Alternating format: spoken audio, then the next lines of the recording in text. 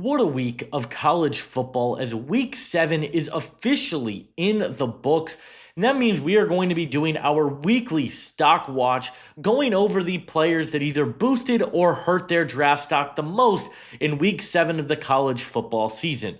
There were some awesome games, really from the morning slate all the way up until the evening slate, with some really memorable performances that I'm excited to talk about and players that I think continue to boost their stock. But before we get into it, be sure to hit that like and subscribe button. It helps me out a ton, lets me know that you guys are enjoying these videos. Comment down below which players you guys think had the best weeks, and also hit the link in the description to be taken to my NFL draft guide. Most of these players will be on the board if they aren't already, and so if you guys want my full take and evaluations on each and every one of these players, I highly recommend going to check that out. It's a one-time purchase of $20. You get it for the rest of the cycle. I highly recommend it. I think it's one of the best resources on the market. But guys, let's go ahead. Let's kick this off. Going back to the morning game, and let's talk about Damon Wilson. We talked about him back in week 1 after he really burst onto the scene against Central Arkansas. But in this game against Alabama, he had a big task against this Alabama pass protection that has done a much better job. Him and Zion Young were tasked of getting after Ty Simpson, and Damon Wilson had a couple of wins in this game that were really exciting. Now, I went back, I watched Wilson's tape a little bit last year at Georgia. This is a guy that has the goods. He's 6'4", he's 250 pounds, but he is just so quick off the line of scrimmage. An incredible first step. I think he's a high effort player, and he showed that. There was one rep, I think it was in the third or fourth quarter. He's going up against the right tackle, and he just blows by him. The offensive tackle late to set his feet, and he hits him with one swipe, and he hits Ty Simpson. This is a guy that has the explosiveness factor in his game, and he's got really good speed to bend as well. So I'm really intrigued on what he can bring as a pass rusher, because this is a guy that, like we talked about, he was on Georgia last year and was kind of in that rotation of pass rushers that they had with Jalen Walker and Mykel Williams. It's a guy that already has 27 pressures and 5 sacks on the year. So I'm really excited to see if he can continue to produce at this level. And this was a big game on a national stage to get your name out there. I think Damon Wilson definitely is a guy that I'm going to go back and watch the tape from this game, but this is a guy that might start creeping into my top 100 because the athleticism factor and the ability to get after the quarterback is something NFL teams are always going to be looking for, and I think Damon Wilson has it. But we're going to talk about the other edge rusher in this same game in LT Overton. Now, a lot of you guys know that followed the channel last year, I really wasn't a big fan of LT Overton, and even still, I push back on the hype a little bit. I don't necessarily see him as a first rounder, but this is a guy that I think had one of the most impressive games of his college career, and I'm excited to see if he can continue to build on it. He's been very inconsistent throughout this season, just 15 pressures in the first 6 games of the season. But this was, I think, his most impactful game. Had 2 sacks, 3 pressures, was all over the place for the Alabama defense. And this is a guy that, at his frame, at 6'5", 278 pounds, this is a guy that is probably going to be more of that 3-4 defensive end at the next level. And he's a great run defender, and we've seen that all year. He's got 15 run stops on the season, had 3 today. He was just a disruptive player up front for Alabama. He was plugging run gaps. He was getting after the quarterback effectively when needed to. This is more of your power rusher type of player, and I do think he sets a good edge in the run game. So, again, this was a Missouri team that came into the game expecting to be able to run the ball, and LT Overton helped them really stop the run, and they forced Ahmad Hardy to, I want to say, less than 70 yards in this game. So LT Overton had a big day. I love what he does as a run defender. And if he can continue to show a little bit as a pass rusher, I definitely think there's a world where he will go in the, I think he's going to go in the top 50. I want to say on my big board, I have a top 50 grade on LT Overton, despite me being quote unquote lower on him. Yeah, I've got LT Overton as my number 44 player in the class. So I think he's a good football player, and he continued to show that even if you're not winning as a pass rusher, which he did do today, he can make an impact as a run defender. So I loved what we saw from Overton in this game. Next up, let's talk about Davison Igbinosun, because this is a player that I really, really loved going into last year. The expectations were very high for him and Denzel Burke, and he ultimately just didn't live up to the expectations last year. A guy that's 6'2", 195 pounds. He has all the makings of being a superstar corner, but he had 16 penalties last season. And this year for Ohio State, I think he has really turned the corner and has turned himself into a much more consistent coverage player. Was targeted 7 times in this Illinois game, allowed just 1 reception, had 2 pass breakups in this game. That 1 reception went for 6 yards as well. So, I mean, this is a player that we talked about it. He has all the makings of being a superstar corner. He's big, he's long, he's physical, he's got incredible speed, the hips are fantastic, but he just was so grabby at the top of his routes. And this year, he only has 2 penalties on the season so far, which I'll live with. I don't want any corner to get penalized, but if you're getting penalized, it means you're playing tough and you're playing physical. Igbinosun is doing that, but he's also just playing a little bit more disciplined, allowed just 1 reception, and he's making plays on the football. So if that's the type of stuff we're going to see from Igbinosun, be prepared to start seeing his name pop back up in the first round of mock drafts, because for a corner class that is as deep as it is, Igbinosun might have some of the best raw talent of any cornerback in this draft class because of the traits, like we mentioned. They were on full display in this Illinois game. I had to shout him out because he's been having a really good season up to this point. Another player that we talked about already this year, but he continues to impress me, and that's Houston quarterback Connor Wegman. I think a lot of people wrote off Connor Wegman after last year and how things ended at Texas A&M. Goes to Houston, and Houston has been pretty competitive this year, and Wegman is showing that what made him one of the top prospects going into last year, it's still in there, and this is a very talented, very smart quarterback that can make all the throws, and he's been balling this year for Houston. I'm not sure what his NFL ceiling is going to look like with his injury history. I still think some of his mechanics are off, but he's taking a lot better care of the football. Has just 2 interceptions on the season, 8 touchdowns, over 1,200 yards, 11 big-time throws, and he's been much more accurate with the football than we've seen Wegman be in the past.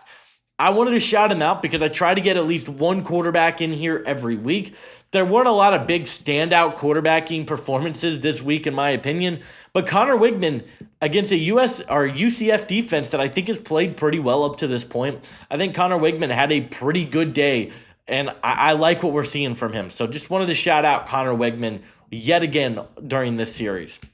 And Desmond Reed was a player that I absolutely loved coming into the year as kind of a receiving specialist, a guy that he's got speed and vision, and what he's been able to do for Pittsburgh this year, I think is really exciting.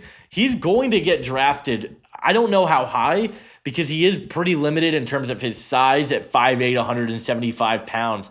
But as a receiving threat, he is maybe the best receiving back in the country right now. Last season, he had 580 yards receiving. This year, he already has 14 receptions for 219 yards. 7 of those, by the way, came today against Florida State.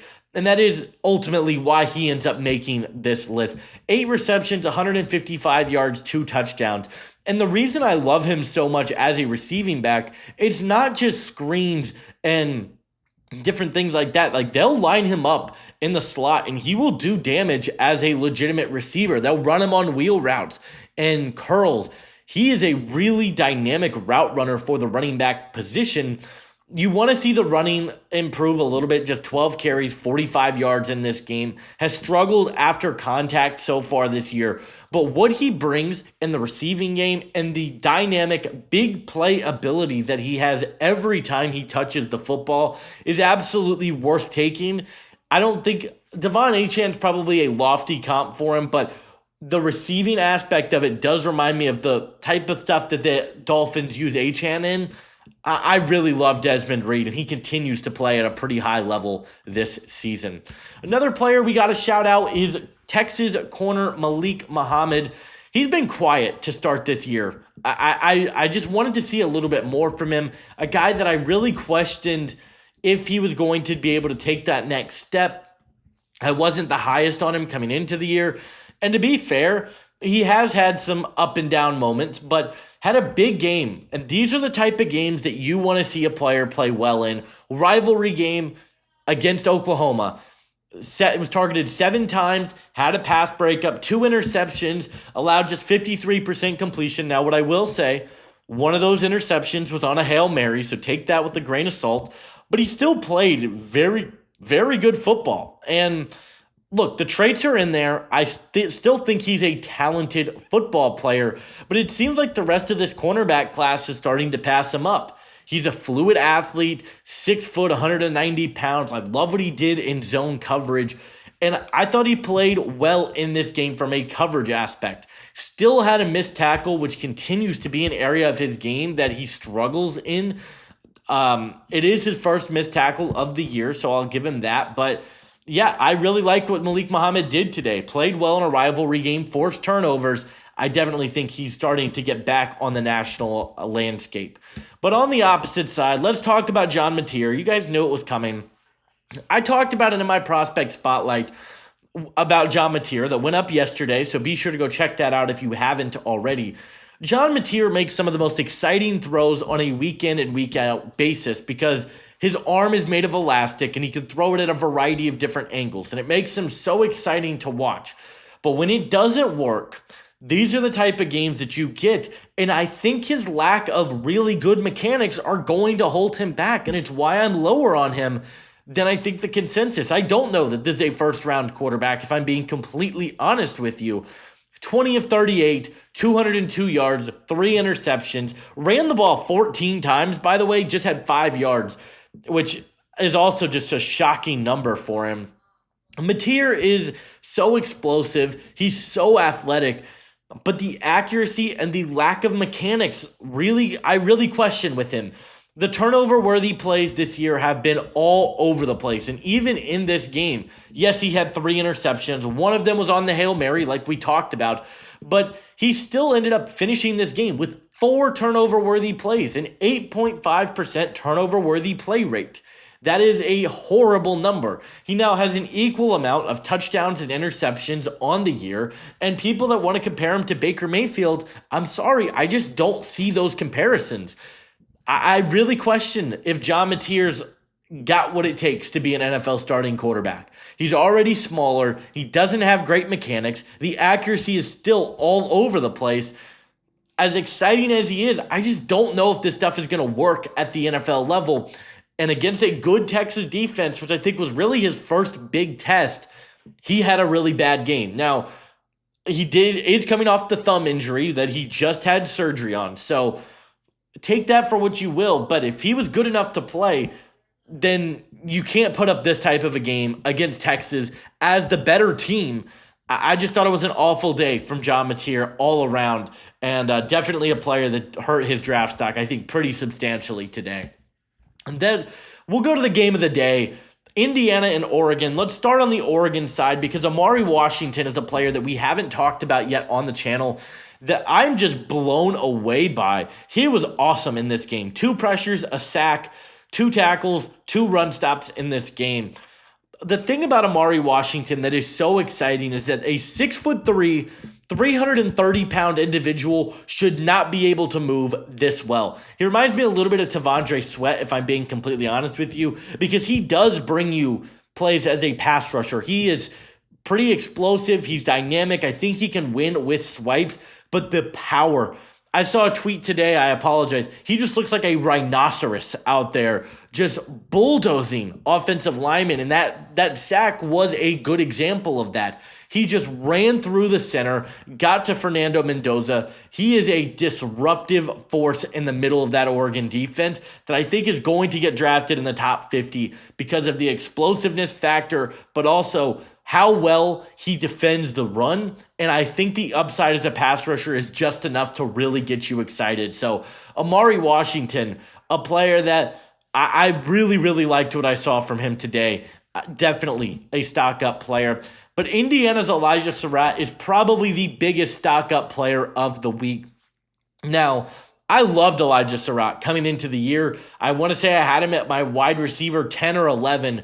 And looking at a couple of different factors, just kind of my overall receiver rankings and where I think Elijah Sarratt is going to win at the next level, I have moved him up. He is now within my top 10 receivers.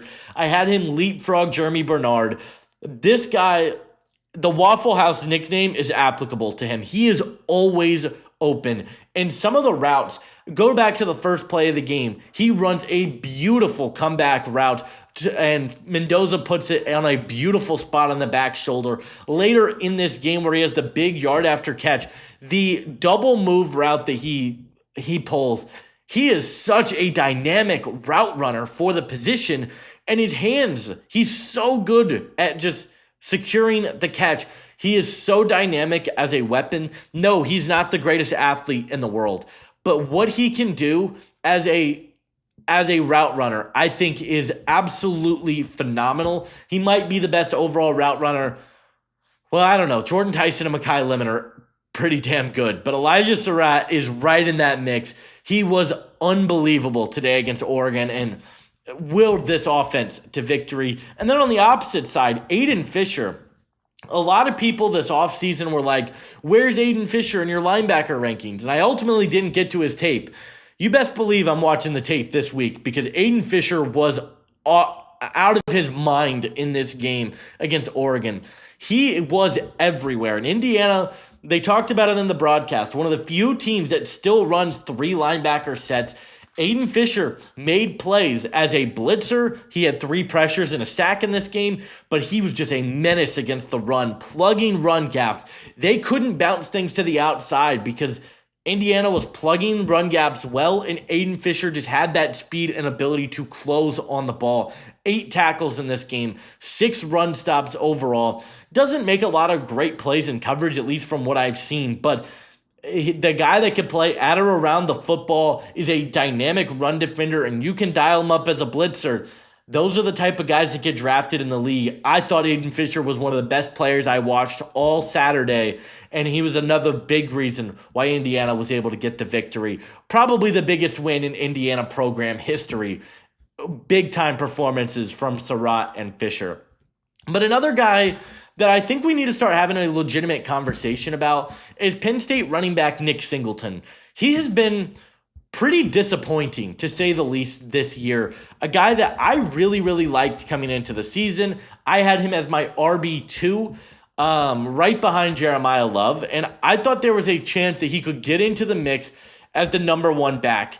But over the last 3 games, he has 21 yards against Oregon, 39 yards against UCLA, 20 yards against Northwestern. And Penn State is 0-3 in all those games. He isn't making an impact as a receiving back either. He has just 7 receptions in that same stretch for, what did he have? He had a good reception for 29 against Oregon. But look, Singleton is a guy that has all the traits. He's explosive, he's big, he's powerful, whatever.